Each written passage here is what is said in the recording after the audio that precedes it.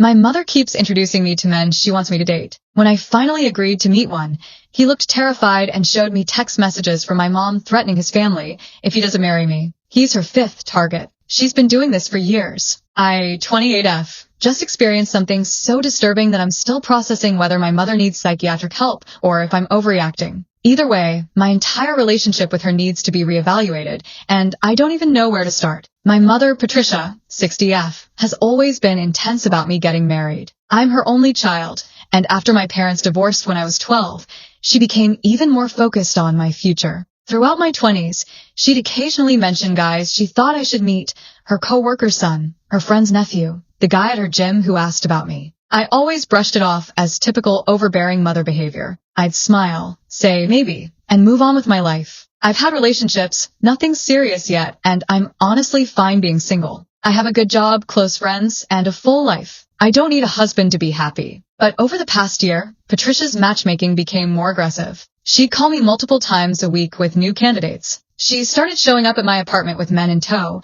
expecting us to bond. One time she literally sat between me and a guy at a coffee shop she'd arranged, narrating how perfect we were together. It was embarrassing and annoying, but I thought she'd eventually tire of it. 3 months ago, she introduced me to David at my birthday dinner. Mid-40s, nice enough guy, seemed genuinely uncomfortable about being there. Patricia had basically cornered him and insisted he come meet me. I felt bad for him more than anything else. I went out with David once to get my mom off my back. It was fine, cordial, but there was zero chemistry. When I told Patricia we weren't compatible, she got angry. Actually angry. She told me I was being too picky and throwing away good opportunities. That should have been my warning sign. 2 weeks ago, Patricia introduced me to Marcus at a family lunch. Early 30s, works in finance, seemed nice but reserved. Again, she'd apparently invited him without really asking his permission.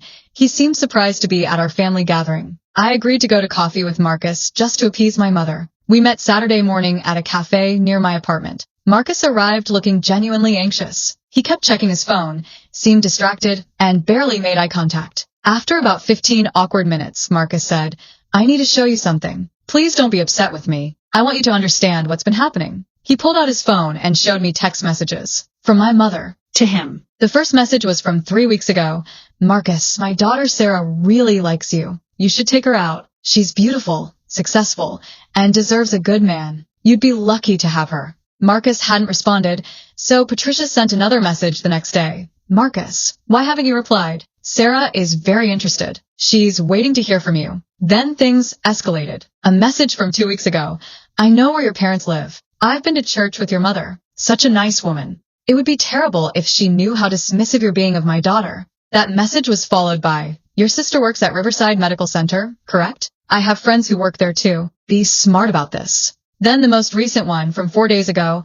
"Marcus, you're coming to the family lunch Sunday. Be there at noon. And you better be charming to my daughter, or there will be consequences for your family." Consequences. The word was there in black and white. I felt sick reading those messages. "Marcus, I am so sorry. I had no idea she was doing this. Those threats are serious. Did you tell anyone?" Marcus looked relieved that I believed him. He said, "I didn't know what to do. I didn't want to get your mom in trouble, but I also couldn't ignore threats toward my family. I decided to meet you and tell you everything so you'd understand what's happening." I asked him to text me screenshots of all the messages so I'd have documentation. He did immediately. Then Marcus told me something that made my stomach drop even more. "You're not the first she's done this to." He explained that he'd seen the same thing happen before. His best friend, Nathan, had been approached by my mother about a year ago through a mutual acquaintance at her gym. She'd insisted Nathan meet me and go on a date. Nathan had agreed to one coffee meetup with me back then.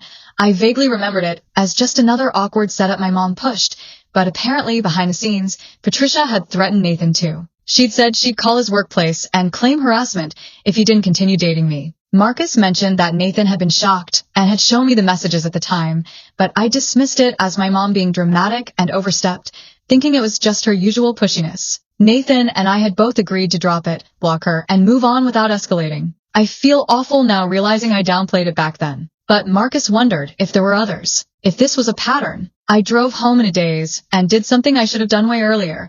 I called my father. My dad and Patricia had divorced when I was 12. They tried to co-parent civilly, but Patricia made it difficult. She'd been controlling and jealous. often accusing my dad of things that weren't true. Eventually, he stopped fighting and mostly stayed out of her orbit to keep the peace. I told him everything. The matchmaking, the threats, Marcus's story about Nathan. My dad was quiet for a long moment. Then he said, "Sarah, I need to tell you something I've kept quiet about for your whole life, because I thought it was best. Your mother has always had unhealthy obsessions. When we were married, she tried to control every aspect of my life. Who I saw, where I worked, what I did. When I wanted to leave, she threatened to claim I was abusive if I didn't take her back." He continued, "She's gotten worse over the years. After we divorced, I heard through mutual friends that she was obsessing over finding you a husband. I thought it was just her being dramatic. But if she's actually threatening people..." I asked him if he knew about any of her previous matchmaking attempts that went wrong. He didn't, but he encouraged me to ask her directly. I called Patricia immediately. Didn't give her a chance to talk about my coffee date with Marcus. "Mom, what text messages did you send to Marcus?" He showed me some, and they included threats to his family. Silence. "Mom, I don't know what you're talking about, Sarah." I read one of the messages out loud, word for word. "Okay, maybe I was a little enthusiastic about you meeting him, but I wasn't threatening anyone. I was just encouraging him to give you a chance. You mentioned his workplace, his sister's workplace, and told him there would be consequences if he didn't come to our lunch. Those are threats, Mom." She got defensive. I was using figures of speech. I didn't mean anything by it. I pressed her on Marcus, saying she'd done this before, including to Nathan. I asked her how many other men she'd contacted, approached, or pressured to date me. She hung up on me. I called back. She didn't answer. I sent a text. "We need to talk about this. This is serious." No response for an hour. Then, "I was just trying to help you find someone because you're lonely. Your father poisoned you against me. Call me when you're ready to have a real conversation." I did my own investigation. Through social media and careful questioning, I found 3 other men who fit Patricia's pattern in addition to Nathan. David, the guy from my birthday dinner 3 months ago when I cautiously reached out to him through Facebook. He admitted Patricia had texted him repeatedly before approaching him. The messages were less threatening but still manipulative, asking personal questions, fishing for his relationship status, telling him about me in ways that seemed designed to pressure him. James, a guy I vaguely remembered my mom mentioning a year ago. I found him through LinkedIn. When I carefully explained why I was contacting him, he was more than willing to talk. He said my mother had messaged him on Facebook repeatedly a year and a half ago. She'd been aggressive about setting us up, mentioned she knew people at his company, and suggested that getting to know her daughter would be worth his while. When he didn't respond, she apparently showed up at his gym. He'd mentioned it in a group fitness class comment and waited for him after class. He'd been genuinely frightened and had changed gyms to avoid running into her again. Tyler, my mom's friend's son, mentioned when I was about 26 I found him through a mutual connection. He was shocked when I explained what his wife had mentioned about my mom. Apparently, Patricia had messaged Tyler years ago, and when he started dating his now wife, Patricia had tried to contact his girlfriend directly to warn her that Tyler should be with me instead. So, counting Marcus, that was 5 confirmed targets that I could verify. Nathan, Tyler, James, David, and now Marcus. My mom had mentioned wanting me to meet at least a couple other men over the years, meaning there were potentially more victims I hadn't found. This isn't just overbearing mothering. This is predatory behavior. I contacted a therapist to process this and get guidance. My therapist recommended I set firm boundaries with my mother and suggested I might need to eventually distance myself from her entirely if her behavior doesn't change, and she refuses professional help. I also reported the threats to the police, though the officer said that because they were indirect/vague enough, they might not rise to criminal harassment level. But he documented everything and said if Patricia escalates, they'd have a record of her behavior. I called Marcus and told him he absolutely should report the threats too, and that nothing was his fault. He seemed relieved to know I wasn't upset with him and appreciated my warning that if my mother contacted him again, he should document everything and contact police. I haven't spoken to my mother in 5 days. She's called 7 times, left voicemails going from apologetic, "I'm sorry if I upset anyone. I was just trying to help," to defensive, "You're making mountains out of molehills," to angry, "I raised you alone after your father abandoned us, and this is how you repay me." I haven't responded to any of them. Update 1. 4 days later, I finally heard from Patricia. She called me at work, which was deliberately disruptive since she knows I'm in meetings. When I called her back during my lunch break, she immediately went on the offensive. She claimed that the men I talked to were lying or exaggerating. She insisted she never threatened anyone and that showing Marcus text messages I supposedly sent was defamation. I told her I'd reviewed the screenshots Marcus sent me, and they were clearly from her phone number. She said that's exactly what a manipulator would do. Take screenshots and doctor them to make her look bad. I recorded our conversation, which is legal in my state with one-party consent, because I needed documentation of her denying clear evidence. She also said several things that terrified me. She mentioned knowing where I lived. I'd never directly given her my current apartment address, but she'd followed me home once last year after a family event without telling me, and she said she'd talked to people at my workplace to understand my social patterns. That last part made me call my HR department immediately. I filed a report about my mother contacting my workplace, potentially without authorization, to gather information about me. HR took it very seriously and increased security protocols on my employee file. I asked Patricia directly, "Did you contact my workplace?" She said, "I was just trying to understand your schedule, so I could introduce you to someone at an appropriate time." She admitted to contacting my workplace, to understand my schedule, to set up more matchmaking. I told her not to contact me again. She said, "When you realize you're being ungrateful and disloyal to your mother, call me." Then she hung up. Update 2. 1 week later. I've been in constant contact with a therapist and have documentation of everything. My therapist used the word harassment to describe my mother's behavior and suggested this might be rooted in some form of mental illness,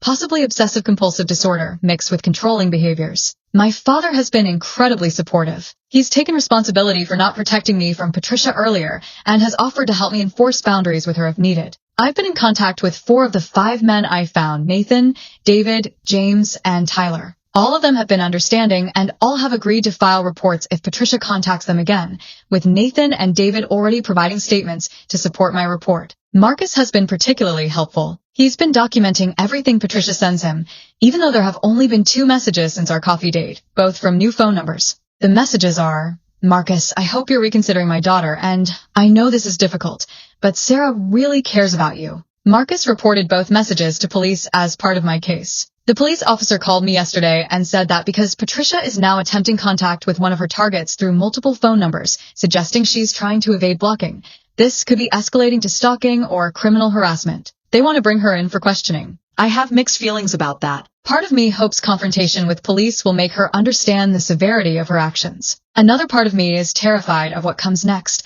My mother in legal trouble, family drama, potentially being blamed by other family members for turning on her. But my therapist keeps reminding me, her actions are not your responsibility. Your safety and mental health are. Final update, 2 weeks later. The police brought Patricia in for questioning yesterday. She had a lawyer present. She apparently called my uncle, who found her a criminal defense attorney. The police couldn't legally tell me what was said in the interview, but I was told she denies making threats and claims this is all a misunderstanding. However, the police did say that between my documentation, Marcus's documentation, Nathan's statement, David's statement, James's statement, and Tyler's statement, all of which I encouraged them to provide after our initial contacts, they have enough to pursue charges for criminal harassment and potentially stalking. Patricia has been instructed to have no contact with Marcus, Nathan, David, James, Tyler, or me. The hardest part came when my uncle called me furious. He said I betrayed my mother by involving police and that I should have handled this within the family. He said Patricia was just trying to help and I'm being ungrateful. I calmly explained what she'd done, the threats, the workplace contact, the pattern of behavior. My uncle said that even if some of what I said was true, going to police was destroying our family. I asked him, if she was threatening your family members to date a stranger, would you keep it quiet? He had no response. My dad called me after speaking with my uncle. He said my uncle has always been in denial about Patricia's behavior because she's a sister. He said some people will protect family no matter what, and I shouldn't expect my uncle to understand. But he also said he was proud of me for protecting myself and for not letting family loyalty override my safety. I've stopped waiting for Patricia to understand what she did wrong. My therapist says that's a healthy boundary to set, accepting that my mother might never acknowledge her behavior or apologize sincerely. Instead, I'm focusing on my own healing. I'm working with my therapist on understanding why I didn't recognize my mother's behavior as concerning earlier. There were patterns, her control, her jealousy, her obsession with fixing my life, that I'd normalized because she was my mother. As for the dating situation, I'm taking a break from it. I need time to process everything that's happened. When I do date again, I'll be doing it on my own terms, with people I choose, without any interference from my mother. Marcus, Nathan, David, James, and Tyler have all been supportive and understanding. We've created a group chat at Marcus's suggestion where we check in occasionally. It's not friendship exactly, but it's a connection born from shared experience of being targeted by the same person. There's something oddly bonding about that. The criminal case against Patricia is ongoing. My lawyer says conviction will depend on whether the threats are deemed to rise to the level of criminal harassment under our state laws. But regardless of the legal outcome, I've already gotten what I need: clarity that my mother's behavior was wrong, documentation of that behavior, and support from the people affected by it. I'm also considering whether I'll ever have a relationship with my mother again. My therapist says that's something to work through over time. Right now, I need distance and safety. My mother is no longer allowed to know my address, my workplace, or my schedule. If she contacts me, it will be through my lawyer. I've changed my phone number and updated my privacy settings on all social media. It's sad in a way. She's still my mother, but she's also someone who threatened innocent men to try to control my life. That's a line that can't be uncrossed. I'm learning to be okay with that.